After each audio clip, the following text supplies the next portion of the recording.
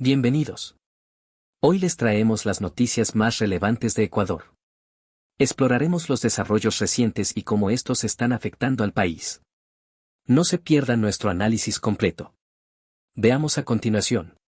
Diplomáticas en materia también económica. Si es que usted no está ausente temporalmente, ¿por qué no ha viajado a Turquía?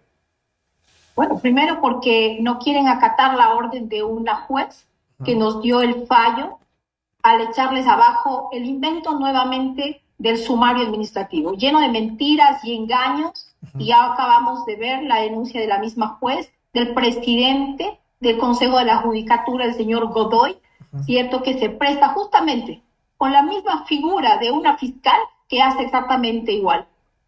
Corrompe la justicia. Y eso están en los casos. O sea, usted no se va a Turquía porque no hacen caso a la sentencia.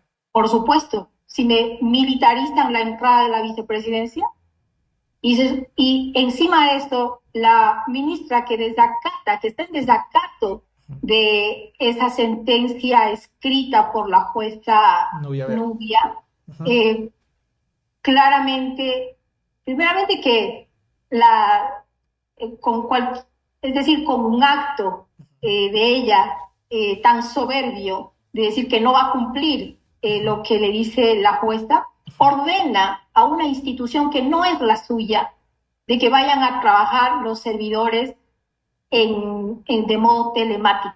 O sea, la vicepresidencia, el personal de vicepresidencia hoy por hoy está haciendo teletrabajo.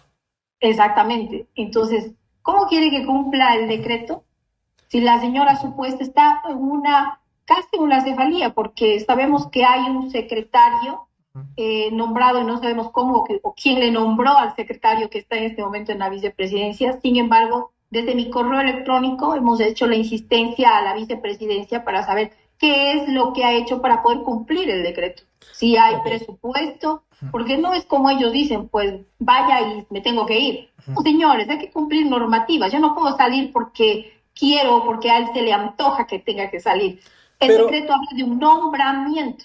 Pero, por ejemplo, el nombramiento tiene que darme la Cancillería.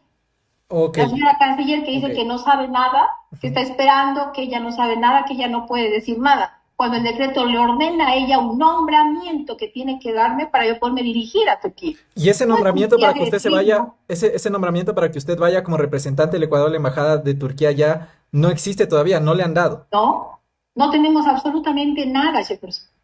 No tenemos ni cómo van a hacer la Cancillería, cómo van a hacer es decir, el fondo que debe crearse para poder salir, porque tengo que salir en calidad de vicepresidenta, pues. No puedo salir en calidad de turismo.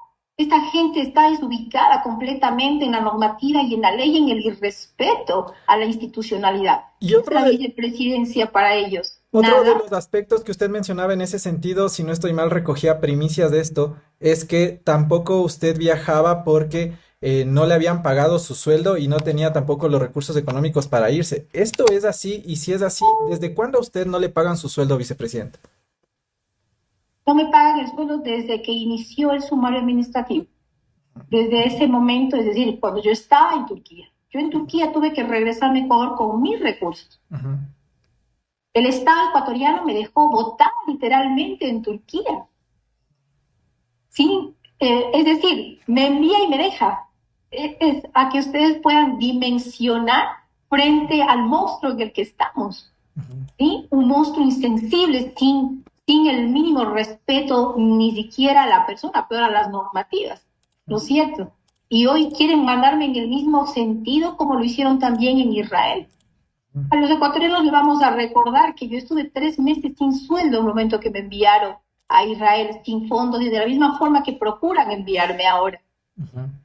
Entonces, bueno, estamos en un Estado de Derecho, ordénense. Yo no he dicho en ningún momento que no voy a cumplir el decreto. Hagan cumplir el decreto. Para eso hay normas que se tienen que cumplir. Tiene que entrar Contraloría para poder saber si los fondos existen en la vicepresidencia. O si no, el Ministerio de Finanzas tiene que hacerlo, o el Ministerio de Producción, a quien llama dentro del decreto, y la misma Cancillería, ¿cierto? Entonces, es un trabajo de Estado, es decir, un trabajo en el que tiene que coordinarse con diferentes ministerios. Pero si no tengo un kibbutz, si no tengo el correo institucional que me quitaron apenas decretó que me regresara a Turquía? Ya lo vimos al ministro de Gobierno diciendo que yo no tengo para qué entrar a la oficina. O sea, ¿a quién está enviando él? Es un Ok, irrespeto total. ok. Ahora, vicepresidenta, en ese sentido, es decir, si es que a usted ya Cancillería le da este... En otras noticias veamos a continuación.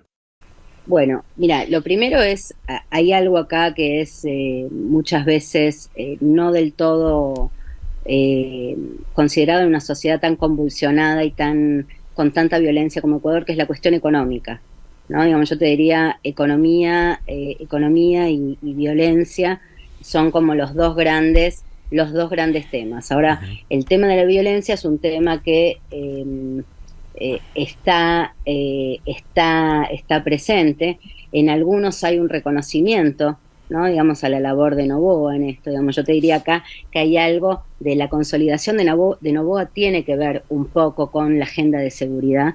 Y después tenés un segmento importantísimo de electores opositores que básicamente critican eso mismo que para otros es un acierto. Entonces, te diría que el tema, la agenda del orden, la agenda de la seguridad es una agenda partida, es una agenda en disputa. El tema económico es un poco más te diría, más transversal.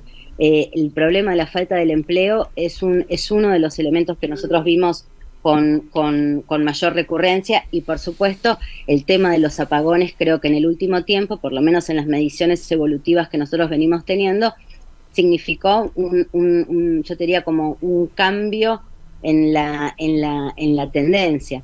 Entonces, te diría orden, violencia, lo económico y los apagones son como los tres temas que hoy de alguna manera aparecen en la conversación a la hora de expresar las razones del voto.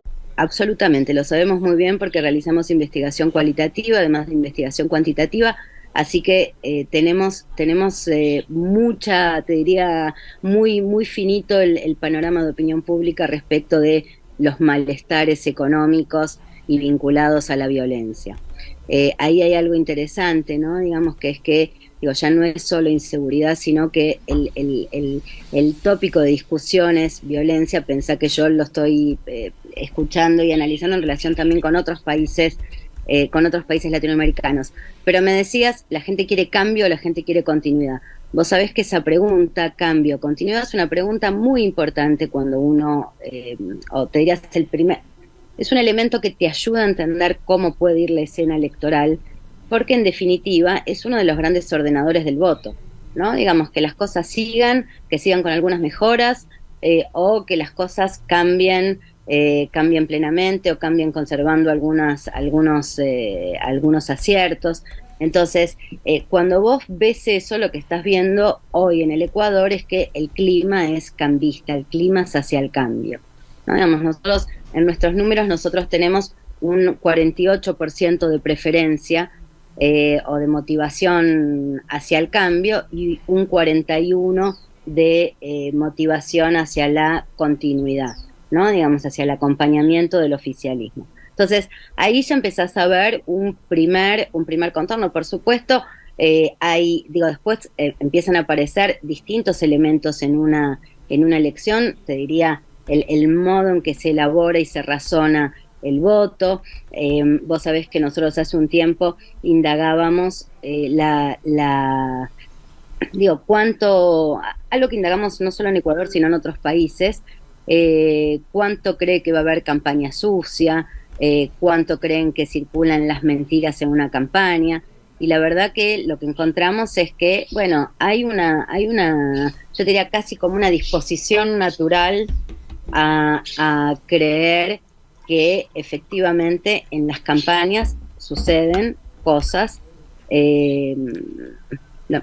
non santas, ¿no? Digamos, la mentira circula, la campaña sucia circula. Así que yo creo que esto también ya te da la pauta del modo en que se reciben los desafíos y los mensajes electorales, ¿no? En conclusión, enero de 2025 se presenta como un recordatorio ineludible de las profundas fragilidades que afectan a Ecuador. poniendo en evidencia que el progreso sostenido solo será alcanzable mediante la articulación de políticas públicas integrales que enfrenten simultáneamente las crisis económicas, climáticas y políticas. Gracias por acompañarnos en este repaso de las noticias más importantes. Recuerda que en estos momentos mantenerte informado es esencial. No olvides suscribirte, activar la campanita y compartir este video para que más personas conozcan lo que está sucediendo en nuestro país. Nos vemos en la próxima entrega con más noticias de impacto. Hasta pronto.